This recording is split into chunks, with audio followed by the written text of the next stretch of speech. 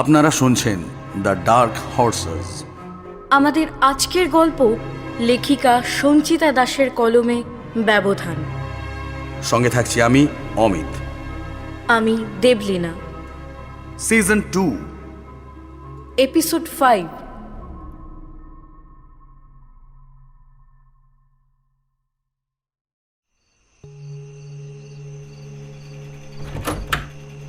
দরজার শব্দে আলো চমকে ওঠে।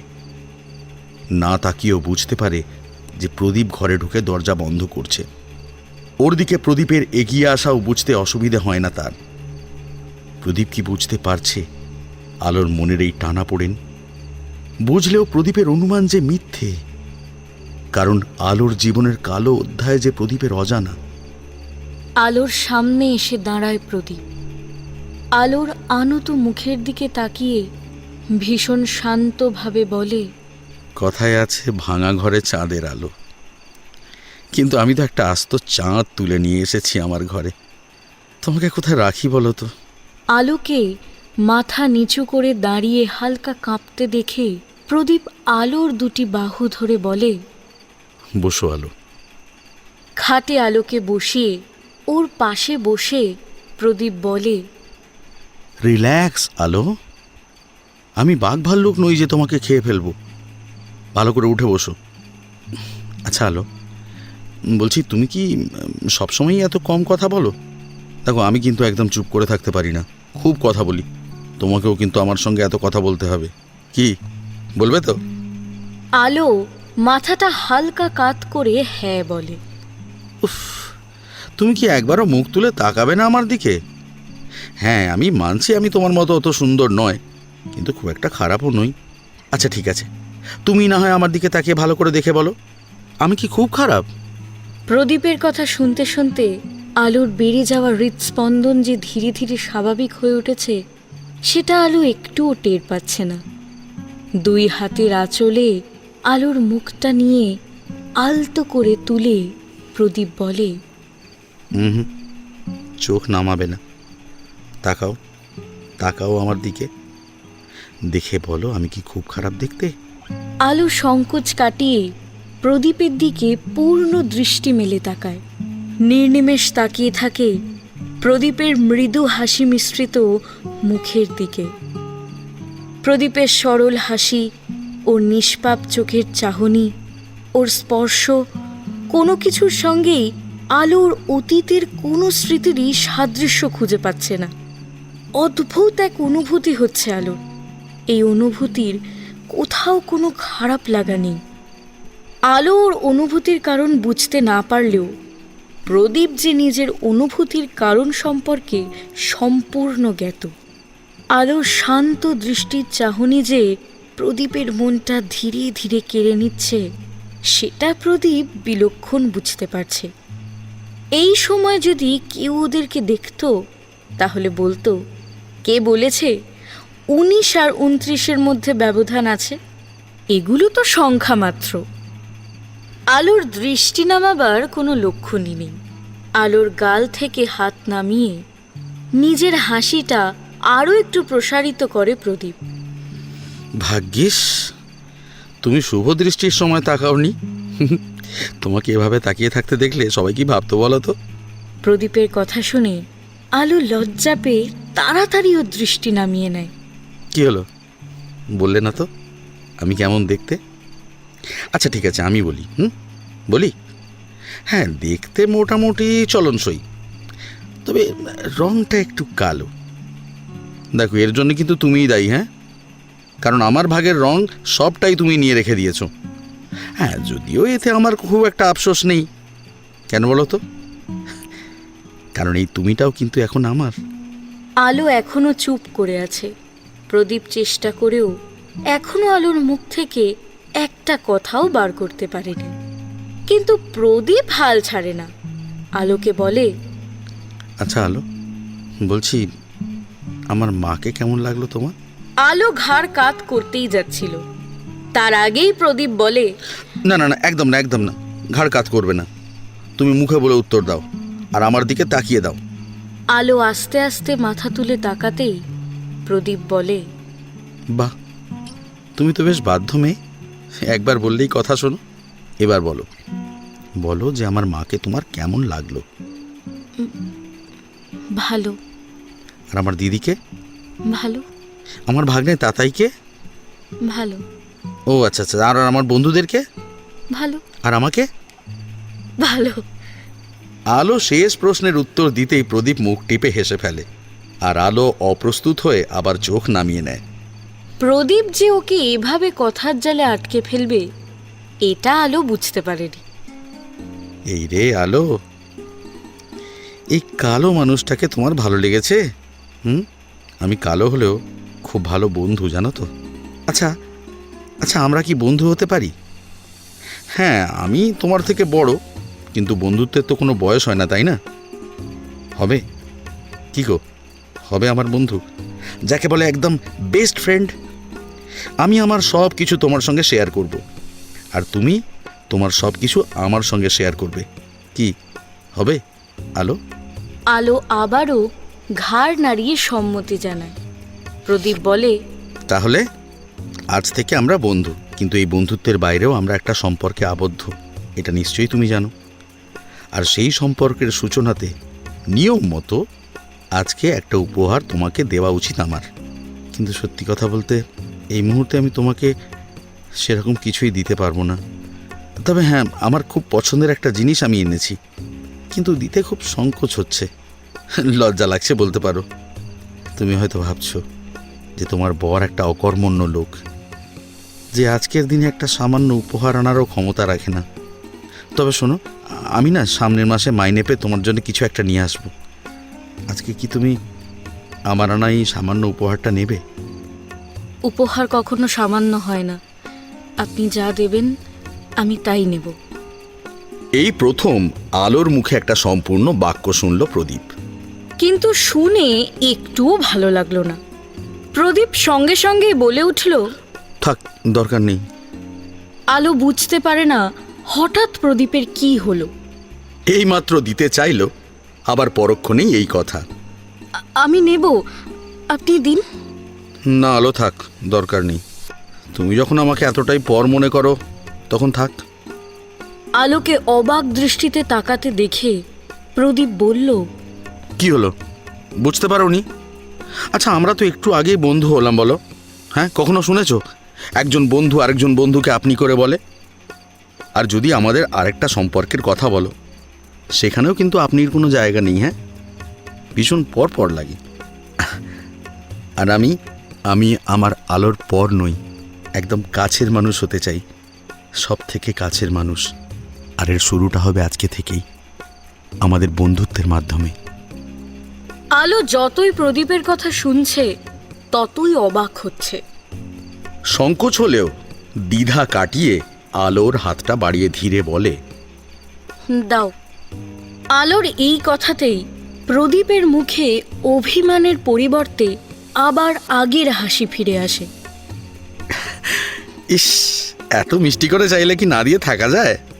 প্রদীপ খাটের পিছন থেকে দুটো পলিথিনের ব্যাগ নিয়ে আসে। ছোট ব্যাগটা আলোর হাতে দিয়ে ভিতরে থাকা জিনিসটা বের করতে বলে। প্যাকেটটা বেশ নরম, আর এর ভিতর থেকে খুব পরিচিত মিষ্টি একটা গন্ধ ভেসে আসছে। প্যাকেটটার ভিতর থেকে একটা বেল ফুলের কুঁড়ির মালা বের করে আলো। সাথে সাথেই আলোর চোখে মুখে ফুটে ওঠে এক অমায়িক অবর্ণনীয় মিষ্টি হাসি।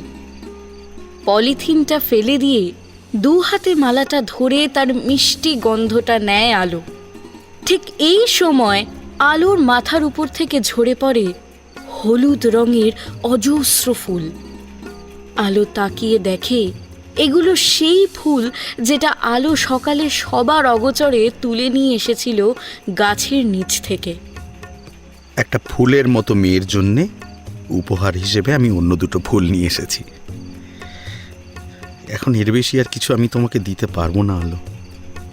মালাটা এক হাতে ধরে অন্য হাত দিয়ে গোটা কয়েক হলুদ ফুল তুলে নেয় আলো। খুব সুন্দর হয়েছে তোমার উপহার, আমার খুব পছন্দ হয়েছে। হাতের মালা আর ফুল বিছানায় রেখে প্যাকেটটা তুলে তার মধ্যে ওগুলো ভরে আলমারিতে ওর কাপড়ের উপর রেখে দেয় আলো। প্রদীপ কৌতূহলী হয়ে জানতে চায়, আচ্ছা বলছি এটা কি হলো? কেউ কোনো উপহার দিলে সেটা যত্ন করে রেখে দিতে হয়। হ্যাঁ তা ঠিক। আচ্ছা আলো, বলছি আজকে যদি আমি তোমার কাছে কিছু চাই তুমি আমাকে দেবে? আমার কাছে থাকলে নিশ্চয়ই দেব। আমি তোমার কাছে দুটো জিনিস চাইব। প্রদীপ এগিয়ে এসে আলোর দুটো হাত ধরে বলে, দেখো বলছি আমার মাকে কখনো কষ্ট দিও না, জানো তো। বাবা তো নেই, আমি মায়ের সব।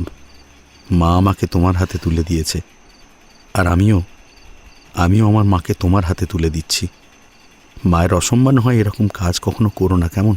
তুমি আমাদেরকে আগলে রেখো, আর আমি তোমাকে আগলে রাখবো, আর আমরা দুজনে মিলে একে অপরকে আগলে রাখবো। সবাই বলে ঘরে অভাব ঢুকলে নাকি ভালোবাসা জানলা দিয়ে পালায়। দেখো আমি তোমাকে কষ্ট করতে বলছি না, শুধু একটু সময় চাইছি। আমি ঠিক একটা কাজ জোগাড় করে নেব, ততদিন একটু মানিয়ে নাও। কি পারবে না আলো? পারবো। এই তো লক্ষ্মী মেয়ের মতো কথা। এবার যাও কাপড়টা পাল্টে নাও, এগুলো পরে তো আর শুতে পারবে না। কাপড় পাল্টানোর কথা শুনে আলোর মনে এতক্ষণ দূরে থাকা ভয়টা আবার এসে জড়ো হয়।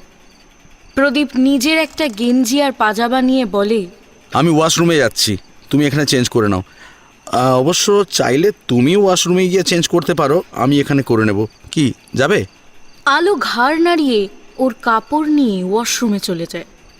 ফিরে এসে দেখে প্রদীপ বিছানার সমস্ত ফুল সরিয়ে ফেলেছে। নিচে পড়ে থাকা হলুদ ফুলগুলো তোলা হয়ে গিয়েছে। আলোকে দেখে প্রদীপ বলে, এগুলো রেখে শুয়ে পড়ো আলো, অনেক রাত হয়েছে। আলোর নড়ার কোনো লক্ষণ না দেখে প্রদীপ আলোর হাতের কাপড়গুলো চেয়ারের উপর রেখে আলোর হাত ধরে বলে, একটু আগেই তো বলেছি আমি বাঘ ভাল্লুক নই। আরে বাবা, আমরা এখন বন্ধু তো, তাহলে বন্ধুত্বের মাঝে ভয় আসছে কোথা থেকে? হ্যাঁ, আর আমরা যখন বন্ধু তাহলে একটা বেড শেয়ার তো করতেই পারি, কি বলো? তুমি যেদিকে ইচ্ছে শুতে পারো। আলো বিছানায় উঠে ভিতরের দিকে বসে। পায়ের নিচের দিকে রাখা কোলবালিশটা মাঝখানে দিয়ে আর চোখে তাকায় প্রদীপের দিকে। প্রদীপ দেখেও কিছু বলে না। জানলার পর্দাটা টেনে বড় লাইটটা বন্ধ করে হলুদ রঙের ছোট নাইট ল্যাম্পটা জেলে বিছানার অপর পাশে বসে। আলো তখনও বসে আছে।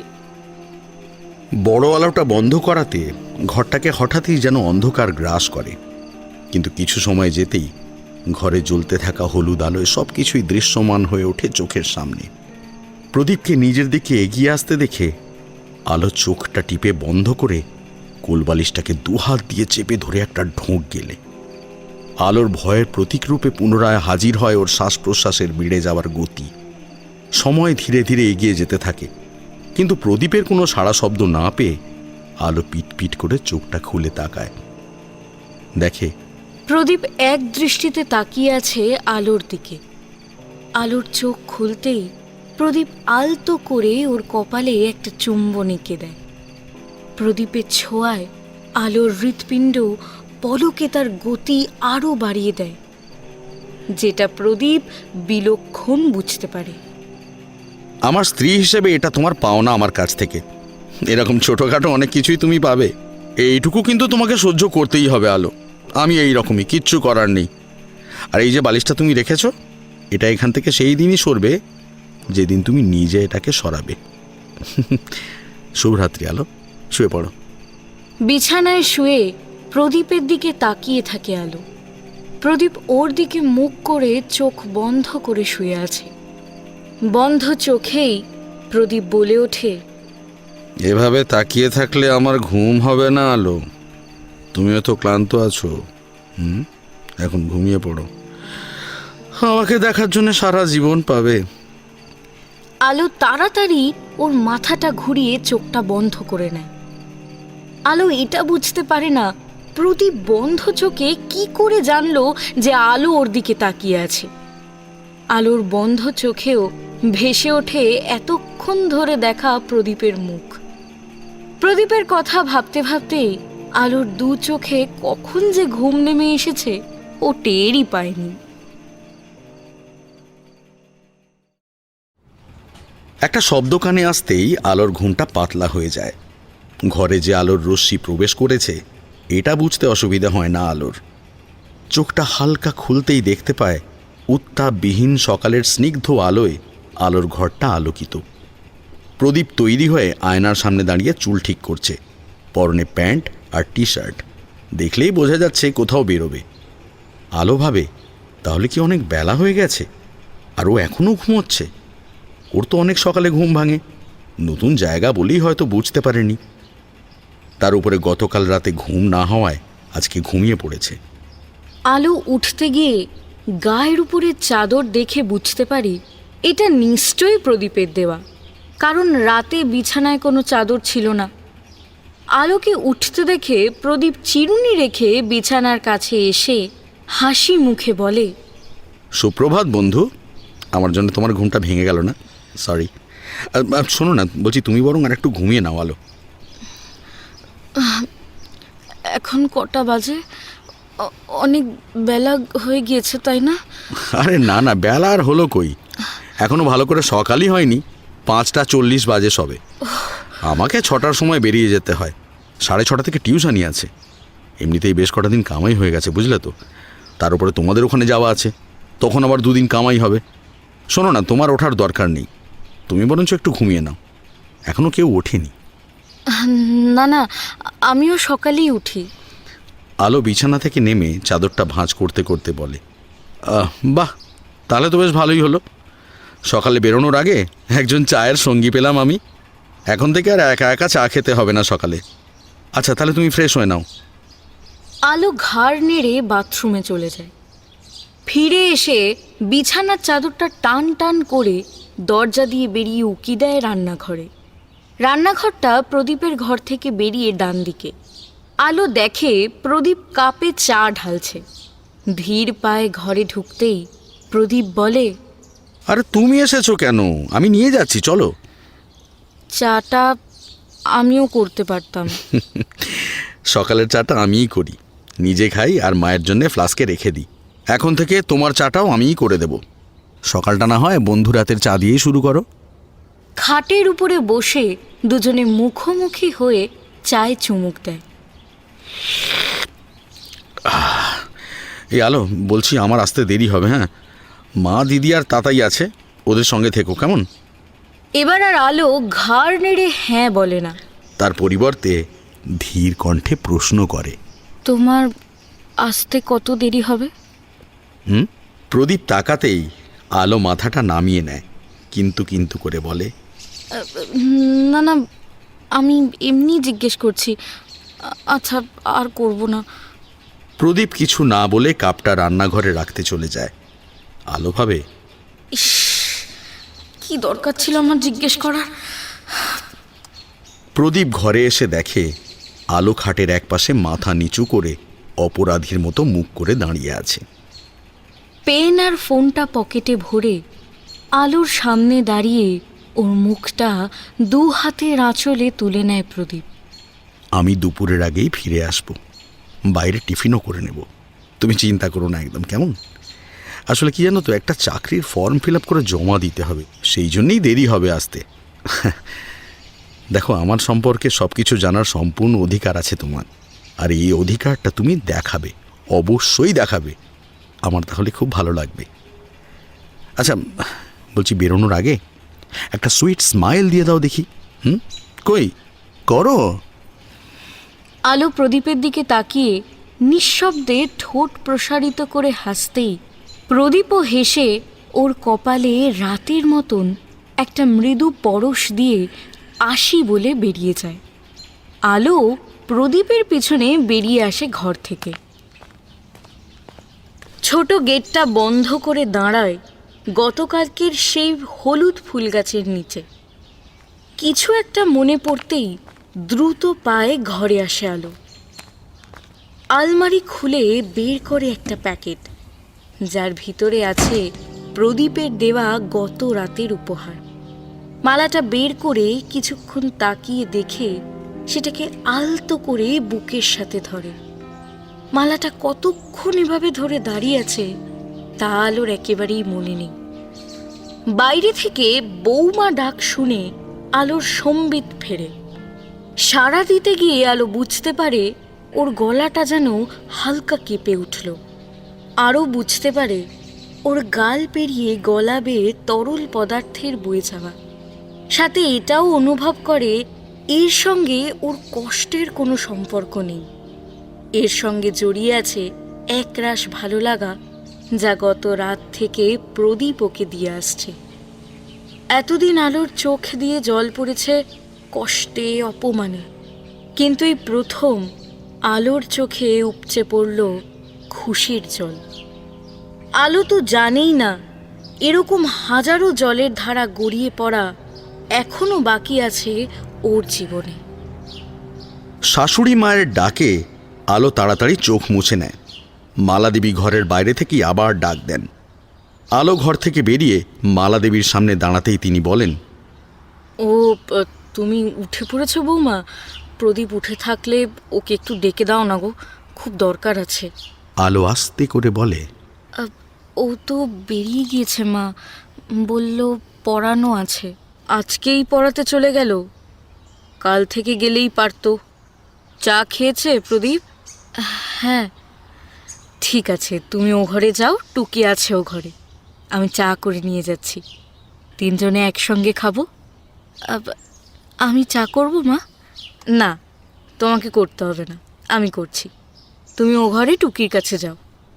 আলো পাশের ঘরে গিয়ে দেখে তাতাই ঘুমোচ্ছে, আর টুকি ছেলের পাশে শুয়ে শুয়ে মোবাইল দেখছে। আলোকে দেখে একবার তাকিয়েই আবার মোবাইল দেখায় মন দেয়।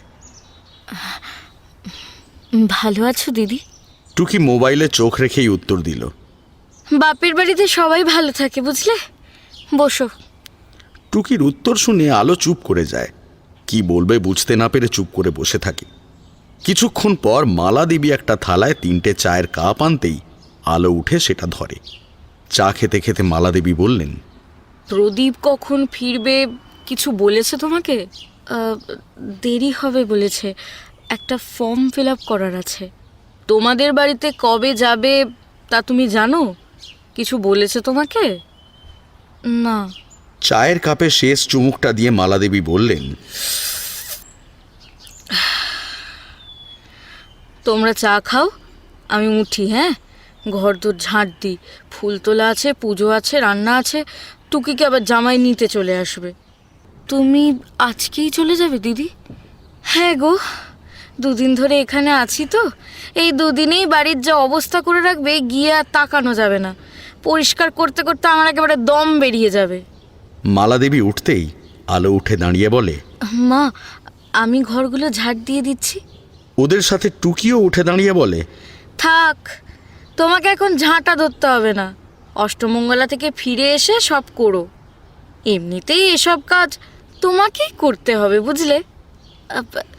তাহলে আমি ফুল তুলে আনি। আলোর মুখে ফুল তোলার কথা শুনে মালাদেবী আর টুকি একে অপরের দিকে তাকায়। টুকি চোখের ইশারা করতেই মালাদেবী আলোকে বললেন, বৌমা, তুমি তো স্নান করনি, তাই পুজোর ফুল তুলতে পারবে না বুঝলে। কাল থেকে সকালে উঠে আগে স্নান করে নিও, তারপর যা খুশি করো। চা খাওয়া হয়ে গেলে গিয়ে স্নানটা সেরে ফেলো, কেমন? ঠিক আছে মা। এই বলে আলো কাপটা নিয়ে চলে যায়। ও যেতেই টুকি মালাদেবীর কাছে এগিয়ে এসে নিচু স্বরে বলে, কালকে যা যা বলেছি সব মনে আছে তো? তুমি তো আবার একটুতেই গলে যাও। প্রথম থেকেই শক্ত হাতে হাল ধরো মা, একদম ঢিল দিও না বুঝলে। সংসারের রাশ নিজের হাতে রেখে দেবে, আর কাজ করতে বলবে ওকে। প্রদীপের সব কিছু ওকে দিয়ে করাবে, বুঝেছো? তুমি একদম করতে যাবে না, আমি কিন্তু বলে দিচ্ছি। এতদিন করেছো ঠিক আছে, এখন ওর বউ এসেছে, ও সব করবে। তোমারও তো বয়স হয়েছে মা, একটু রেস্টের তো তোমারও দরকার নাকি? আমাকে দেখছে তো, শাশুর বাড়িতে গিয়ে 1 বছরের মধ্যে সব কিছু কিন্তু বুঝে নিয়েছিলাম। শাশুড়িকে এমন টাইট দিয়েছি একদম টু শব্দটি করতে পারে না। তোমার জামাইও কিছু বলতে এলে না এমন দিয়ে একেবারে চুপ করে যায়। তাছাড়া ওকে সব জানতেই দিই না, বেটা ছেলেও তো সংসারের খবর জেনে কি করবে বলো তো? আশপাশ দেখছো তো, বাড়িতে বউ আসতে না আসতেই না ছেলেরা কিন্তু পাল্টে যায়। মায়ের আঁচল ছেড়ে বউয়ের আঁচল ধরতে বেশি দিন কিন্তু সময় লাগে না। তাই বলছি, এখন থেকে একটু বুঝে শুনে চলো। তা যা বলেছিস টুকি, কালকে তোর কাছে সুলেখের কথা শুনে ভয়ে আমি তো ভালো করে ঘুমোতেই পারিনি। বর থাকতে কি দহরম মহরম ছিল ওর, কিন্তু ছেলের বিয়ে দিতেই বউয়ের ভয় একদম কেঁচো হয়ে গিয়েছে।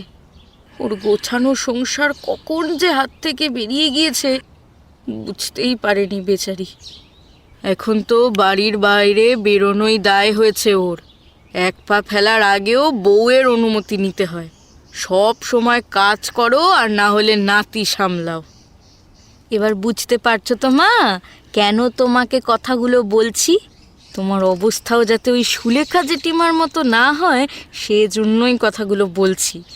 আমি তো আর এখানে থাকবো না, তাই তোমাকেই সব দিক বুঝে শুনে চলতে হবে। আমার প্রদীপ সেরকম ছেলে নয় রে।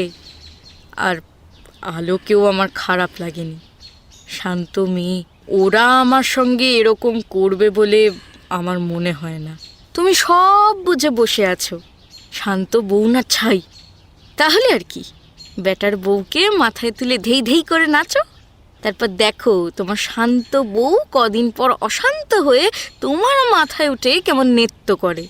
তখন তোমার আদরের বেটাও কিচ্ছুটি বলবে না, বুঝেছো? ওই বউয়ের সঙ্গেই সঙ্গ দেবে, ওর হ্যাঁতেই হ্যাঁ মেলাবে। মনে রেখো, তোমার ছেলে ঘরে বউ আনেনি, জ্বলন্ত আগুনের গোলা এনেছে। রূপটা দেখেছো ওর? তার উপরে কচি বয়স, প্রদীপকে বশ করতেও দুদিনও সময় লাগবে না। তখন দেখবে বউ ঘরে বসে বসে রূপচর্চা করছে আর তুমি সারা সংসারের কাজ একেবারে একাই খেটে খেটে মরছো। তখন যেন আমার কাছে এসে কান্নাকাটি করো না। একে শাশুড়িকে নিয়ে জ্বলে পুড়ে মরছি, তোমাকে কিন্তু আমি দেখতে পারবো না, আমি বলে রাখলাম। এখানেই তোমায় থাকতে হবে তখন। মেয়ের কথা শুনে মালাদেবী কিছুই বললেন না। ওদিকে আলো রান্নাঘরে নিজের চায়ের কাপ রেখে মালাদেবী আর টুকির কাপ দুটো নিতে এসেছিল। দরজার বাইরে থেকে ওদের কথা শুনে আলোর খারাপ লাগলেও হেসে ফেলে, কারণ এগুলো আলোর কাছে নতুন কিছু নয়। ছোট থেকে এরকম অনেক কিছুই তাকে সহ্য করতে হয়েছে। আলো আর ঘরে না ঢুকে ওর ঘরের লাগোয়া বাথরুমে স্নান করতে চলে যায়। মালাদেবী রান্না করছেন আর টুকি মাকে সাহায্য করছে, সাথে আলোর সম্পর্কে নানান কথা বলে ভবিষ্যৎ সম্পর্কে আগাম সতর্ক করছে। সকাল থেকে মাকে পাখি পরানো করে পড়িয়ে চলেছে সব কিছু। মনে হচ্ছে মালাদেবী কঠিন কোনো পরীক্ষার প্রস্তুতি নিচ্ছেন আর টুকি ওনার শিক্ষকের ভূমিকা পালন করছে। আলো সামনের ঘরে বসে তাতাইয়ের সঙ্গে কথা বলছিল। গেট খোলার শব্দ কানে যেতেই আলো সেদিকে তাকিয়ে দেখে প্রদীপ সাইকেল নিয়ে বাড়িতে ঢুকছে। আসতে দেরি হবে বললেও প্রদীপ তাড়াতাড়ি ফিরে এসেছে। প্রদীপকে দেখে আলোর মুখে হালকা হাসি ফুটে ওঠে। ঘর থেকে বেরিয়ে আসতে গেলে বারান্দায় টুকিকে দেখে আবার ঘরে চলে যায়। প্রদীপ সাইকেল রেখে ওর ঘরে যায়। ঘরে গিয়ে আলোকে দেখতে না পেয়ে রান্নাঘরে যায় মায়ের কাছে। সেখানেও আলোকে দেখতে না পেয়ে বুঝতে পারে আলো নিশ্চয়ই পাশের ঘরে আছে। রান্নাঘর থেকে বেরোতেই সামনে টুকিকে দেখতে পায়। প্রদীপকে লক্ষ্য করে টুকি বলে, কিছু বলছিস? না, মানে ওই জল খেতে এসেছিলাম, এক গ্লাস জল পাঠিয়ে দে তো আমার ঘরে। প্রদীপের আওয়াজ পেয়ে মালাদেবী ঘুরে দাঁড়িয়ে বলেন, প্রদীপ, তুই কখন এলি? এই তো মা, এক্ষুনি। মা, এক গ্লাস জল দিও তো, আমি ঘরে যাচ্ছি। প্রদীপ ঘরে যেতেই টুকি বলে, দেখেছো তো মা, তোমার ছেলের কাণ্ড, এসেই বউকে খুঁজতে শুরু করে দিয়েছে। আহ, তুই থাম তো। ছেলেটা রোদে পুড়ে বাড়ি এলো, সেজন্যই না জল খেতে এসেছিল। তোমার মাথায় না মা কিচ্ছুটি নেই। প্রদীপ কি বলে গেল শুনলে না? এক গ্লাস জল পাঠিয়ে দিতে বলল, দিয়ে আসতে বলেনি। তোমার ছেলে হাত থেকে বেরিয়ে গেল মা। রস টানো মা, রস টানো। গরিবের কথা না বাসি হলে খাটে, বুঝেছ? বেশ করেছে বলেছে। আমি রান্না করছি বলেই তো পাঠিয়ে দিতে বলেছে। তুই যা, বৌমাকে গিয়ে বল প্রদীপের জন্য জল নিয়ে যেতে। তোমার সংসার তুমিই বোঝো, পরে যেন বলতে এসো না আমাকে আগে কেন সাবধান করিসনি। টুকি যেতেই মালাদেবী কড়াইতে দেওয়া 5 তরকারির সবজিগুলো কষতে কষতে বিড় বিড় করে বলতে শুরু করেন। মেয়েটা চিরকাল শিংজলা, সবেমাত্র বিয়ে হয়েছে ওদের, এখনো বিয়ের জলই শুকায়নি। এখন তো এরকমই হওয়ার কথা। তোর বাবাও তো আমাকে চোখে হারাতো, বেড়াতে নিয়ে যাওয়া, সিনেমা দেখতে যাওয়া, তোদেরকে নিয়ে পাশের ছোট্ট পার্কে যাওয়া, আইসক্রিম খাওয়া, ঘটি গরম খাওয়ানো, কত আনন্দের ছিল আমাদের সেই দিনগুলো। তোর বাবা বলতো প্রদীপের জন্য আমি একটা পুতুলের মতো বউ আনবো, দেখো আমার ঘর আলো করে এ ঘর ও ঘর ঘুরে বেড়াবে। ঘর আলো করা পুতুলের মতনই বউ এনেছে গো তোমাদের প্রদীপ, শুধু তুমিই দেখে যেতে পারলে না। প্রদীপটাও হয়েছে একদম ওর বাবার মতো, সব কিছু ওর বাবার মতো। শুধু ওর বাবা একটা চাকরি পেয়েছিল, আর প্রদীপ এখনো মন মতো একটা কাজ পেল না। ছেলেটা একটা কাজ পেলেই আমি নিশ্চিন্ত হই। স্থায়ী রোজগারের ব্যবস্থা না হলে চলবে কি করে? এখন আবার আর একজনের দায়িত্ব, এরপর ওদেরও তো ছেলেপুলে হবে, সংসার বাড়বে, খরচ বাড়বে। তখন মা আমাকে ডাকছেন। কে? ও বৌমা, প্রদীপ এসেছে, ওকে এক গ্লাস জল দিয়ে এসো তো। মা, নুন চিনি দিয়ে এক গ্লাস শরবত করে দেব? মালাদেবী এতক্ষণ কড়াইয়ের দিকে তাকিয়ে কথা বললেও আলোর কথা শুনে ওর দিকে তাকিয়ে বললেন, হ্যাঁ দিয়ে এসো। শোনো, কলসির ঠান্ডা জল দিয়ে করো, কেমন? আলো ঝটপট শরবত বানিয়ে একটা গ্লাসে নেয় আর অন্য একটা গ্লাসে শুধু জল নিয়ে যায় প্রদীপের জন্য। আলো যেতেই মালাদেবী একটা প্রশান্তির হাসি হেসে বলেন,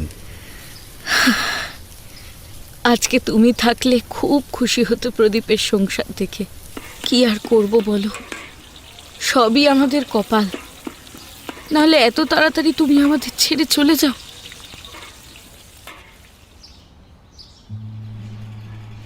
আলোর হাত থেকে শরবতটা নিয়ে প্রদীপ বলে, দাও, এটা তুমি করেছো?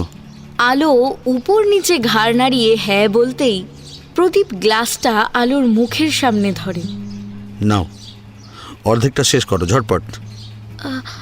এটা তোমার জন্য এনেছি, বাইরে থেকে এসেছো, এটা খেলে তোমার ভালো লাগবে। এমনি জলও আছে। সে আমি দেখতেই পাচ্ছি, কিন্তু আগে তুমি এটা একটু খাও, তারপর আমি খাবো। আমার কিন্তু খুব জল তেষ্টা পেয়েছে, তাড়াতাড়ি করো। কিন্তু আলোর মুখ দিয়ে শব্দ বেরোনোর আগেই প্রদীপ শরবতের গ্লাসটা আলোর মুখে লাগিয়ে দেয়। আরে শুরু করো, শুরু করো। কোনো উপায় না থাকায় আলো 2 ঢোক খেয়েই গ্লাসটা সরিয়ে দিয়ে বলে, এবার তুমি খাও। প্রদীপ আর কিছু না বলে হেসে বাকি শরবতটা খেতে শুরু করে। আলো মাথাটা নামিয়ে জল দেওয়ার জন্য দাঁড়িয়ে থাকে। জল খাওয়া হলে আলো বেরিয়ে যেতে গেলেই প্রদীপ আলোকে ডাক দেয়। আলো প্রদীপের দিকে ঘুরলেও মাথা নিচু করে থাকে। কি হয়েছে আলো? আলো কোনো কথা না বলে মাথাটা নামিয়ে রাখা অবস্থাতেই দুদিকে নাড়ায়। প্রদীপ আলোর মুখটা তুলে অবাক হয়ে বলে, এ কি, চোখে জল কেন?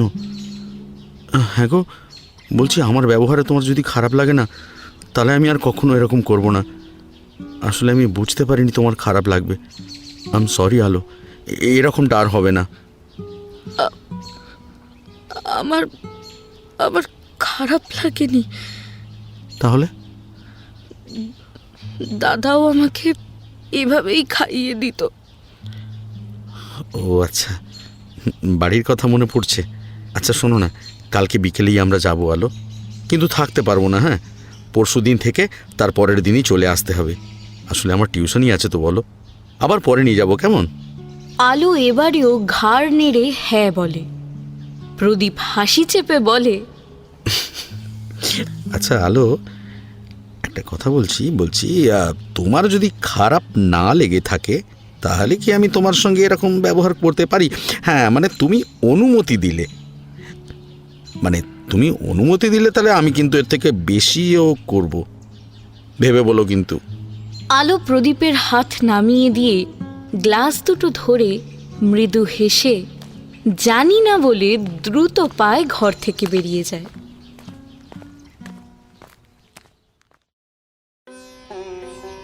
প্রদীপের দিদি সন্ধ্যের সময় চলে যাবে। মালা দেবী মেয়েকে রাতের খাবার নিয়ে যেতে বলেছেন, যাতে বাড়িতে গিয়ে টুকিকে আর রান্না করতে না হয়।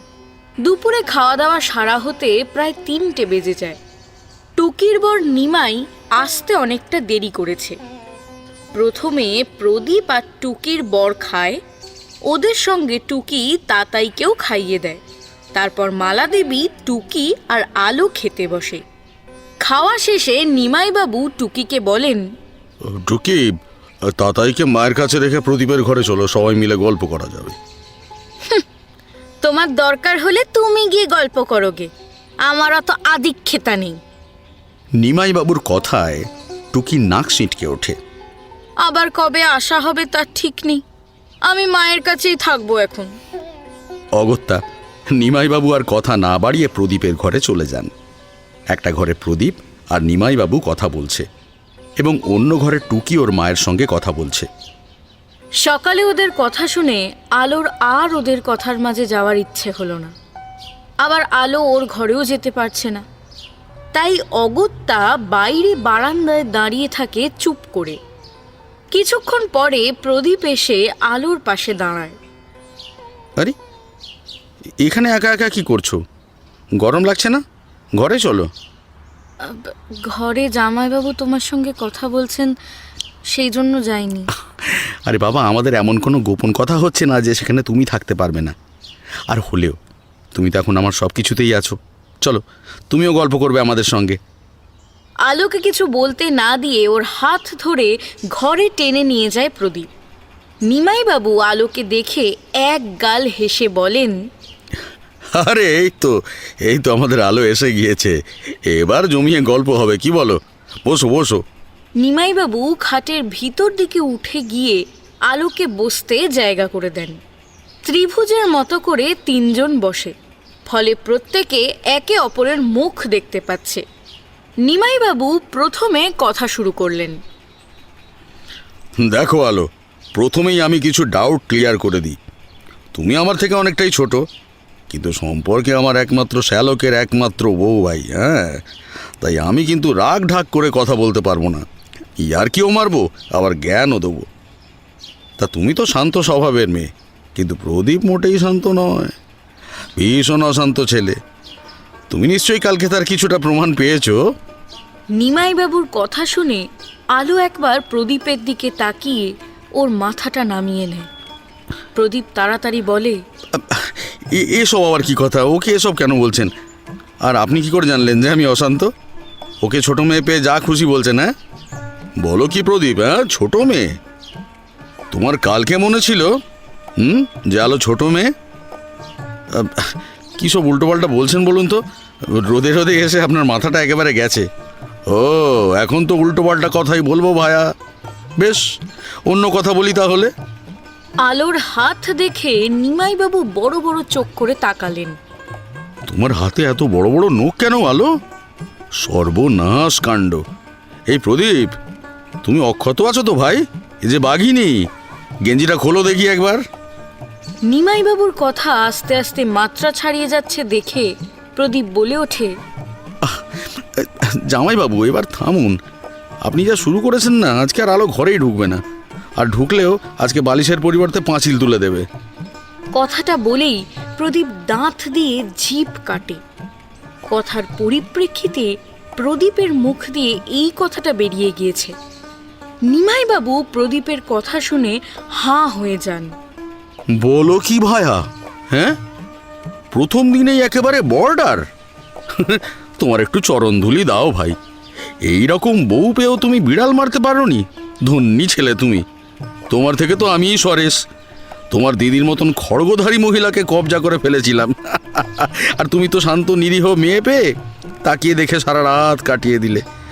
ঘোর কলিযুগে রামাবতার, তোমার পক্ষেই সম্ভব। আমার মতো রাবণের কাছে এত ভদ্রতা আশা করাই ভুল। প্রদীপ আলোর দিকে তাকিয়ে দেখে ও ভীষণ আনকমফোর্টেবল ফিল করছে। দেখে মনে হচ্ছে এখান থেকে উঠে যেতে পারলেই বাঁচে। আলোকে এই অস্বস্তি থেকে বাঁচাতে প্রদীপ বলে, আলো, এক গ্লাস জল দেবে? আলো মনে হয় এটারই প্রতীক্ষা করছিল। প্রদীপ বলার সাথে সাথেই উঠে রান্নাঘরে চলে যায় আলো। নিমাইবাবু হালকা হেসে বলেন, প্রদীপ, বউকে বাঁচিয়ে দিলে তো।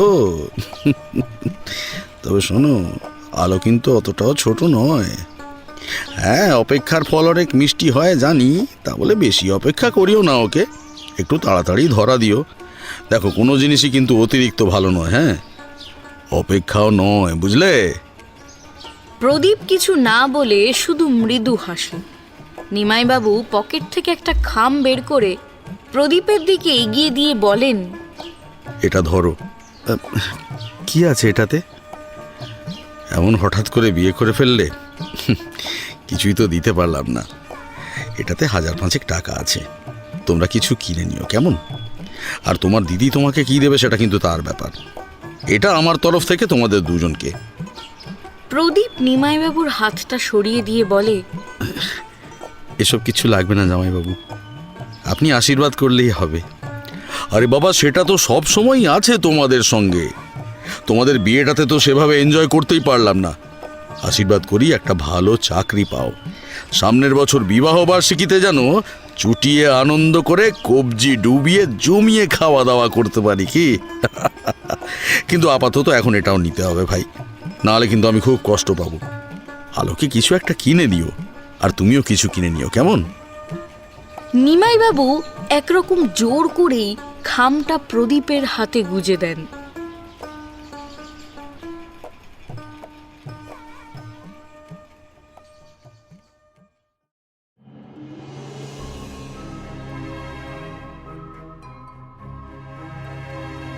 এতক্ষণ আপনারা শুনছিলেন সঞ্চিতা দাসের কলমে ব্যবধান। যদি গল্পটি আপনাদের ভালো লাগে তাহলে চ্যানেলটিকে সাবস্ক্রাইব করবেন, পাশে থাকা বেল আইকনটি প্রেস করে দেবেন এবং শুনতে থাকবেন দ্য ডার্ক হর্সেস।